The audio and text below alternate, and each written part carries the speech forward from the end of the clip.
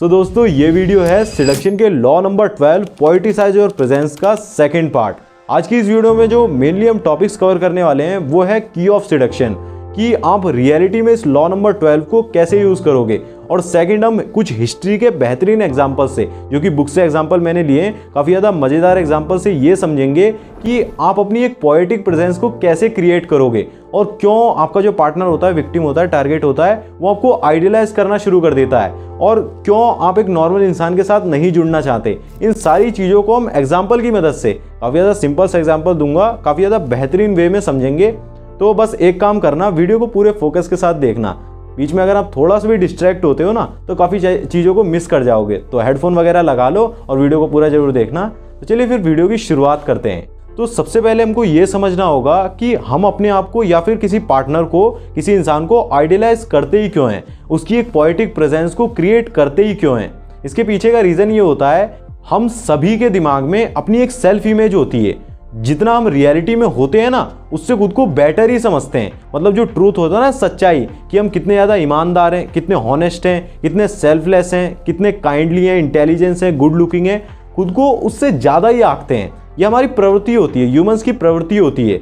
मतलब अपनी हर चीज़ को, अपने हर गुण को काफ़ी ज़्यादा ऊपर मान के चलते हैं। इसी वजह से हम खुद को आइडियलाइज करते हैं और इसी कारण की वजह से हम जो सामने वाला पार्टनर होता है, जिसके साथ भी जुड़ना चाहते हैं, तो हम स्वर्ग के दूतों के साथ ही जुड़ना चाहते हैं।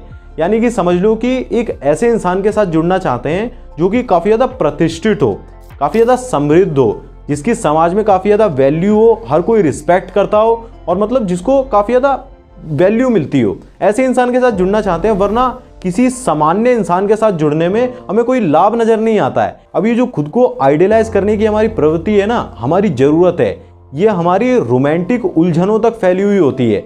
समझ लो कि जब भी हम खुद को किसी इंसान के साथ जोड़ते हैं ना, किसी को आइडियलाइज करते हैं, मतलब अपने दिमाग में उसे एक आदर्श व्यक्ति मानते हैं, तो उसके पीछे भी हमारा स्वार्थ ही होता है।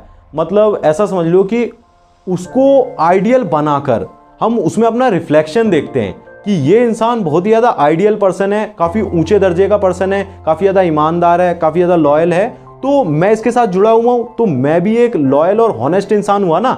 उसका रिफ्लेक्शन देख के हम अपनी इमेज के साथ जोड़ते हैं और अपनी तुलना करते हैं और खुद को भी एक आइडियल पर्सन के रूप में देखते हैं। और साथ ही खुद को आइडियलाइज करने की जो हमें ज़रूरत पड़ती है ना, इसके पीछे एक बहुत ही इंपॉर्टेंट रीज़न है। वो इसीलिए होता है क्योंकि किसी के साथ जुड़ना, खुद को किसी के साथ जोड़ने का डिसाइड करना, ये चीज़ हमारे बारे में कुछ इंपॉर्टेंट और कुछ इंटीमेट सा दिखाती है। जब हम किसी के साथ जुड़े हुए होते हैं ना, कोई हमारे साथ होता है, हमारा दोस्त होता है, पार्टनर होता है, तो दुनिया भी हमें उसी के हिसाब से जज करती है।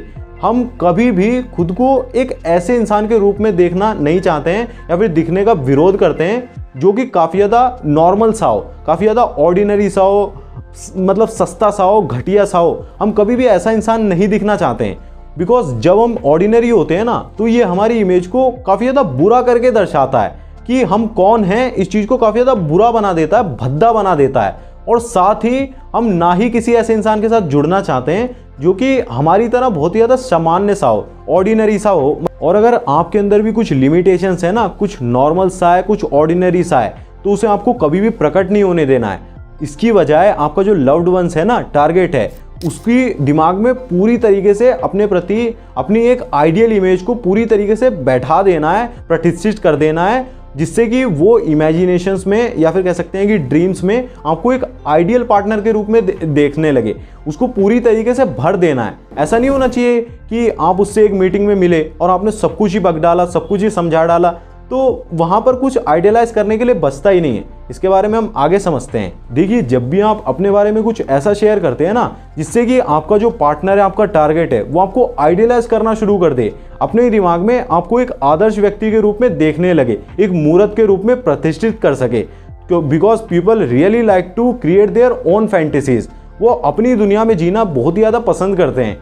तो जब आप उन्हें कुछ ऐसा दे देते हैं जिससे कि वो आपके बारे में फैंटेसीज क्रिएट कर पाएँ, तो वो पूरी तरीके से आपके बारे में एक आदर्श व्यक्ति की इमेजिनेशन से भर जाते हैं, आपको एक आदर्श व्यक्ति के रूप में देखना शुरू कर देते हैं। लोग आपके बारे में कल्पना करने के लिए मरे जा रहे हैं। वो कभी भी पूरी जानकारी नहीं लेना चाहते हैं, बस चीज़ों को अपने दिमाग में इमेजिन करना चाहते हैं, उनकी कल्पना करना चाहते हैं कि हाँ ऐसा भी हो सकता है।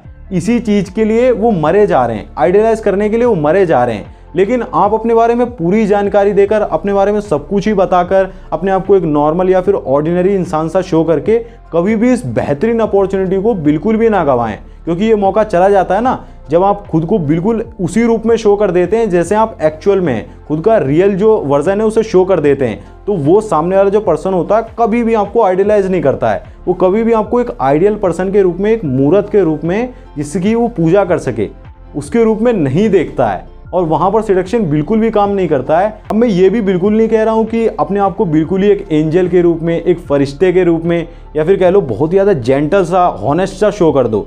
वो भी काफ़ी ज़्यादा उबाऊ सा होता है, बोरिंग सा होता है। ऐसा बिल्कुल भी नहीं करना है। आप अपने टारगेट के, अपने विक्टिम के हिसाब से काफ़ी ज़्यादा डेंजरस भी हो सकते हो, काफ़ी ज़्यादा नॉटी भी हो सकते हो, इवन आप कई मौक़ों पे अश्लील भी हो सकते हो, वल्गर भी हो सकते हो। जैसे कि पिछली वीडियो मैंने एग्जांपल दिया था ना फर्स्ट पार्ट में ईवा और पैरोन का। ईवा कभी कभार उसे अश्लील कॉम्प्लीमेंट्स देती थी, जिससे कि जो पैरोन था ना उसके अंदर की जो फीलिंग्स दब गई थी, वो बूढ़ा व्यक्ति था, वो जाग जाती थी, रोमांटिक हो जाता था।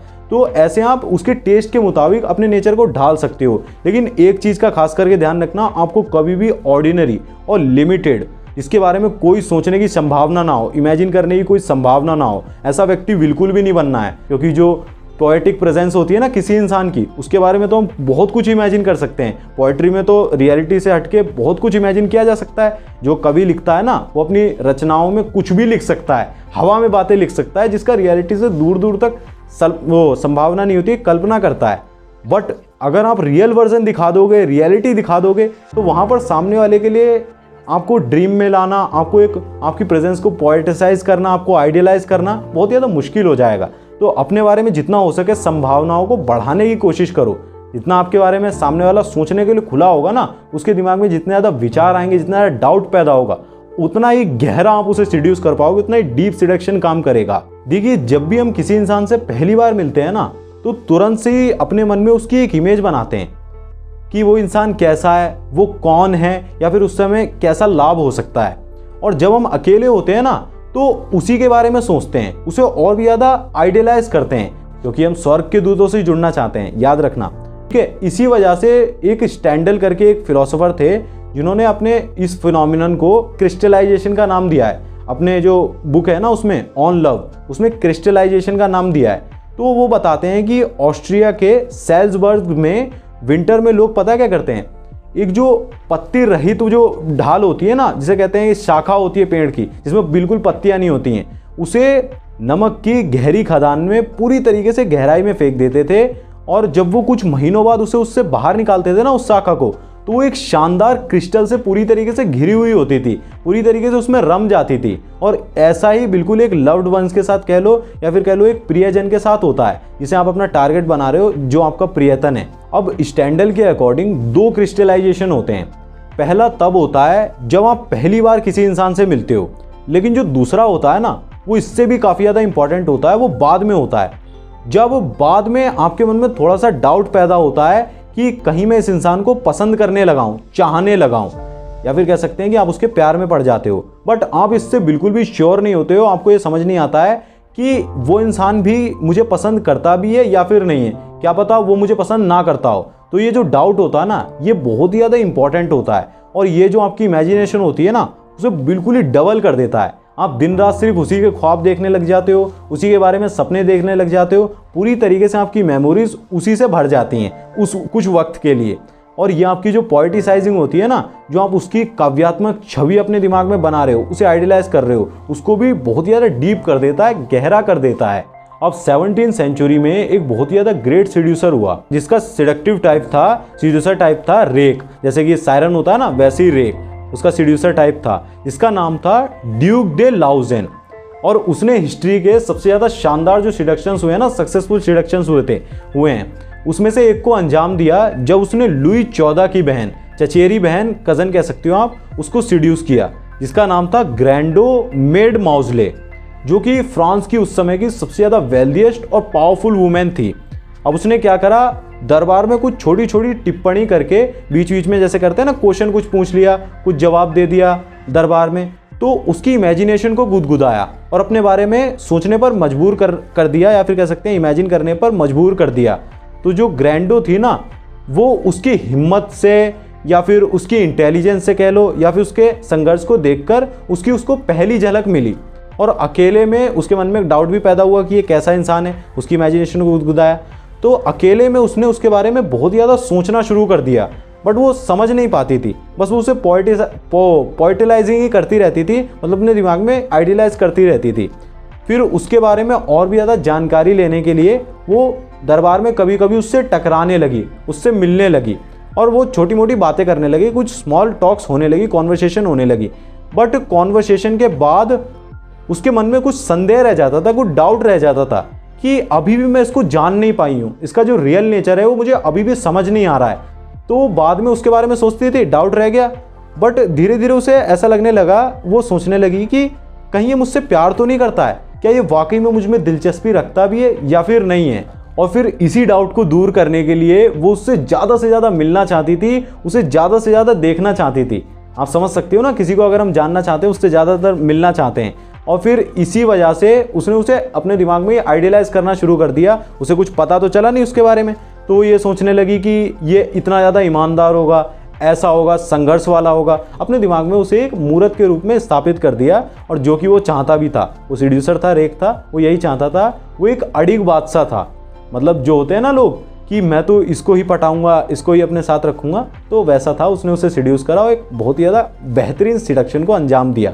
तो इस एग्जाम्पल से हमको यही समझ में आता है कि अगर आप सामने वाले के मन में डाउट पैदा कर पा रहे हो अपनी प्रेजेंस को लेकर, मतलब जब भी आप उससे मिल रहे हो कुछ अधूरा छोड़ दे रहे हो, पूरा नहीं उसे समझ आ रहा है और ना ही उसको ये समझ आ रहा है कि आप उसे पसंद करते भी हो या फिर नहीं, तो इससे क्या होता है, वो अपने ही दिमाग में आपकी एक खुद का परसेप्शन क्रिएट करने लगता है, आपको आइडियलाइज करने लगता है। और आइडियलाइज करने का रीज़न मैंने आपको बताया ना कि लोग हमेशा स्वर्ग के दूतों से ही जुड़ना चाहते हैं, इसीलिए वो आपको बेहतरीन बनाता है कि मैं जिस इंसान के साथ जुड़ना चाहती हूँ, जिसको पसंद कर रही हूँ, वो भी बहुत ही ज़्यादा अपर लेवल का, बहुत ही ज़्यादा बेहतरीन इंसान है। याद रखो, अगर आपको बहुत आसानी से ही पा लिया जाए तो आपकी उतनी कीमत नहीं होगी, क्योंकि जो इंसान हमें बहुत ही आसानी से मिल जाता है ना, हम उसके लिए पोइट्री लिख ही नहीं सकते हैं, मतलब उसे अपने दिमाग में आइडियलाइज कर ही नहीं सकते हैं। और इसी वजह से कई बार ऐसा होता है, आपको ऐसा लगता है कि मैं तो बहुत ही ज़्यादा प्यार कर रहा हूँ, बहुत अफेक्शन शो कर रहा हूँ, और सामने वाला पर्सन कुछ रिएक्ट ही नहीं कर रहा है, क्योंकि आप उसके दिमाग में, उसकी इमेजिनेशन में घुस ही नहीं पा रहे हो।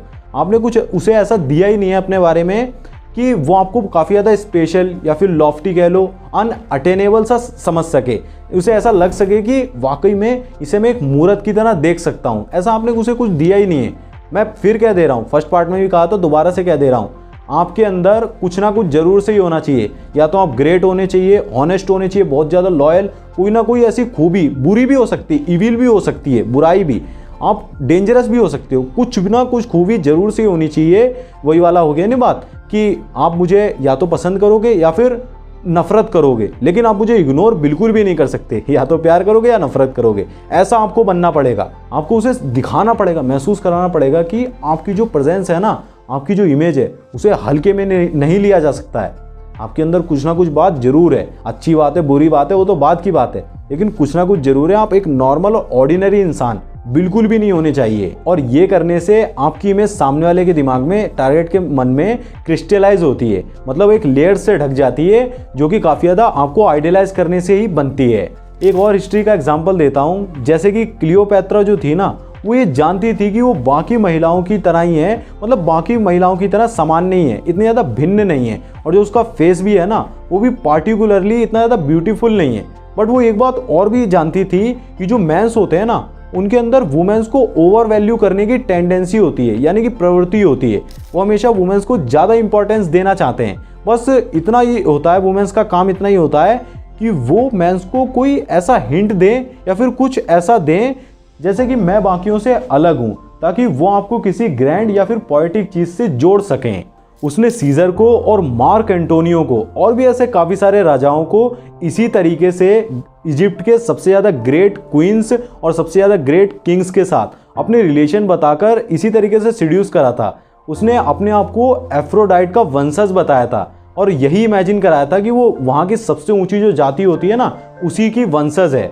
अब ये जो जितने भी राजा थे ना, जिनको भी उसने सीड्यूस करा था, मार्क एंटोनियो, सीजर हो गया और जो भी थे, तो ये एक ऐसी स्त्री के साथ संबंध बना रहे थे जो ना केवल एक स्ट्रॉन्ग विल पावर वाली वुमेन थी, बल्कि वो एक काइंड ऑफ गॉडेस, एक देवी के साथ संबंध बना रहे थे। अब आज के टाइम पर ऐसा रिलेशन बना पाना थोड़ा मुश्किल हो सकता है, बट आज के टाइम पर भी जो लोग होते हैं ना, वो किसी भी इंसान की इमेज को, छवि को एक काइंड ऑफ, जिसे कह सकते हैं कि चाइल्डहुड फैंटेसी फिगर के साथ जोड़ना बहुत ज़्यादा पसंद करते हैं। अब इसे ऐसे भी समझ सकते हैं कि हाल ही में जो इंसान क्लियोपैत्रा से मिला होगा ना, उसके लिए एफ्रोडाइट का वंशज होना एक हास्यात्मक विषय होगा, मतलब एक मजाकिया बात होगी। बट जो इंसान क्लियोपैत्रा के प्यार में बढ़ता जा रहा होगा ना, वो लगभग उसकी हर बात पर ही भरोसा कर लेगा।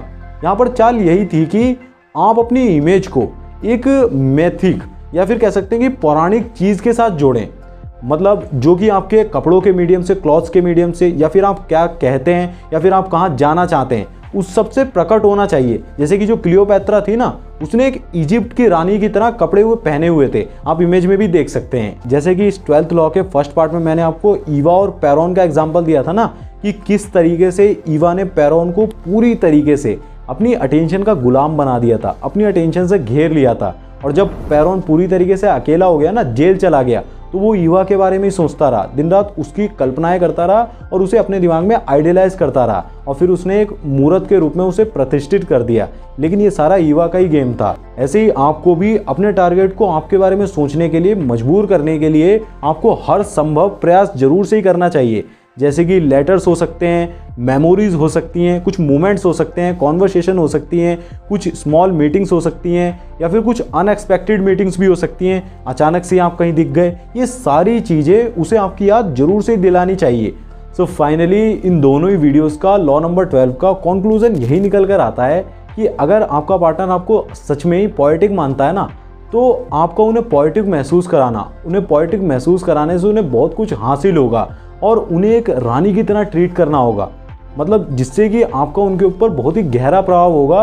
वो दिन रात सिर्फ आप ही के बारे में सोचते रहेंगे, और जब आप उन्हें एक आइडियल पार्टनर के रूप में साबित कर दोगे ना, तो उससे उनकी नज़रों में भी आपकी जो इमेज होगी ना, वो एक आइडियल पार्टनर के रूप में बन जाएगी। बट इंपॉर्टेंट चीज़ यहाँ पर है, ये भी है कि आपके अंदर भी वो फाइन क्वालिटीज़ होनी चाहिए, इससे कि वो आपको एक आइडियल पार्टनर के रूप में देख सकें। इसीलिए मैंने कहा ना, आपके अंदर कुछ भी होना, इविल हो सकती है, बुराई हो सकती है, या फिर अच्छाई के मामले में इंटेलिजेंस, जीनियस आप हो सकते हैं, कुछ भी होना, ग्रेट आप हो सकते हैं, लवर हो सकते हैं, ग्रेट लवर, सीड्यूसर हो सकते हैं, कुछ भी होना बहुत ही ज़्यादा ज़रूरी है। ऑर्डिनरी और जो नॉर्मल से पर्सन होते हैं, जो घटिया, उनके बारे में कुछ इमेजिन कर पाना, उन्हें आइडियलाइज कर पाना बहुत ज़्यादा मुश्किल होता है, और फिर वो भी आपके द्वारा दी गई इवेल्युएटेड फीलिंग्स की, यानी कि ऊंची फीलिंग्स की आदी हो जाएंगे, और वहाँ पर सिलेक्शन सफल हो जाएगा। अब एक छोटा सा न्यू कॉन्सेप्ट है कि इस पूरे लॉ का रिवर्सल क्या हो सकता है अगर हम इस प्लानिंग को, पूरी प्लानिंग को उल्टा करें, यानी कि अपनी जो गलतियां होती हैं या फिर कह लो कि अपनी बुराइयां होती हैं, उनके बारे में पूरी तरीके से ईमानदार रहें, उसके बारे में पूरी तरीके से लोगों को बता दें। तो क्या होगा अगर आप ऐसा करते हो ना, जो कि एक लॉर्ड बायरन करके एक आदमी था, उसके अंदर ये खूबी थी, वो अपनी जो बुराइयां थी ना, अपने बुरे गुण थे, अपना जो गंदा बिहेवियर था, उसके बारे में लोगों को बहुत खुल के बताता था, और उससे वो काफ़ी ज़्यादा रोमांचित सा महसूस करता था, काफ़ी ज़्यादा उसे ये चीज़ें एंटरटेनिंग लगती थी। इनफैक्ट जो उसकी स्टेप सिस्टर थी ना, उसके साथ जो उसने अनाचार करा था, दुर्व्यवहार करा था, उसके बारे में भी बताते उसे बिल्कुल शर्म नहीं आई, उसने खुलकर बताया।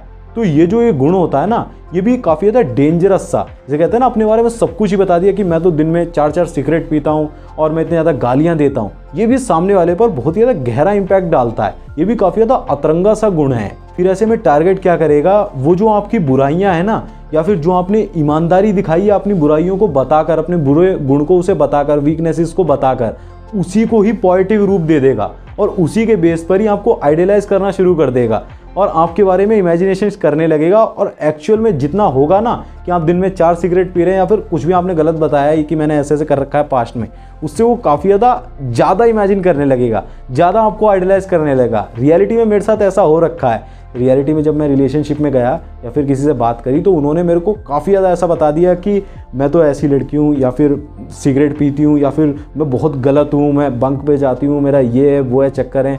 मतलब उन्होंने अपने आप को बहुत ज़्यादा बेकार इंसान दिखा दिया। तो इस चीज़ से भी मैं उसमें आ गया फैंटेसी में, अरे ऐसा हो ही नहीं सकता, कोई इंसान अपनी बुराई थोड़ी कर सकता है। तो यहाँ पर भी ये लॉ काम करता है। मतलब सिंपल सा कॉन्सेप्ट ये समझ लो कि आइडियलाइजेशन की जो प्रतिक्रिया होती है ना, प्रोसेस होता है, वो बहुत ही ज़्यादा ज़रूरी होता है। उसके बिना अट्रैक्शन पैदा ही नहीं हो सकता। लेकिन एक चीज़ और होती है जिससे आप मतलब जिसके होते हुए आप किसी को भी अट्रैक्ट नहीं कर सकते, कभी भी कोई आपको आइडियलाइज नहीं करेगा।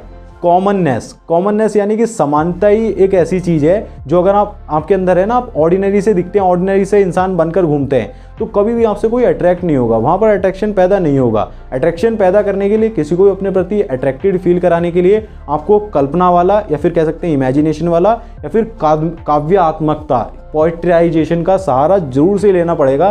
तभी वो आपको आइडियलाइज कर पाएगा ना, तभी आपके बारे में संभावनाएं उसके दिमाग में क्रिएट होंगी। तो ये था पूरा लॉ और मुझे उम्मीद है कि आपको इन दोनों ही वीडियोस से बहुत ही कुछ सीखने को मिला होगा। अगर आपने अभी तक इसका फर्स्ट पार्ट नहीं देखा है या फिर कोई सा और लॉ मिस कर दिया है, लॉ नंबर 10, 9 कोई सा भी, तो स्क्रीन पर प्लेलिस्ट का लिंक आ रहा होगा और साइड में इस वीडियो के फर्स्ट पार्ट का लिंक आ रहा होगा। दोनों में से किसी पे ही क्लिक करके देखो। मैं मिलूंगा आपसे उसी वीडियो में। बाकी कमेंट करके ये भी जरूर से बताओ कि दोनों वीडियोस में आपको क्या सीखने को मिला, मुझे क्या सुधार करना चाहिए, आप किस टॉपिक पर वीडियो देखना चाहते हो। कमेंट जरूर से करते रहा करो, मोटिवेशन भी बढ़ता है। और सब्सक्राइब कर लो अगर आप ऐसी और वीडियोस देखना चाहते हो। ठीक है, धन्यवाद, शुक्रिया पूरा वीडियो देखने के लिए। जय श्री राम, अपना ध्यान रखें, खुश रहें।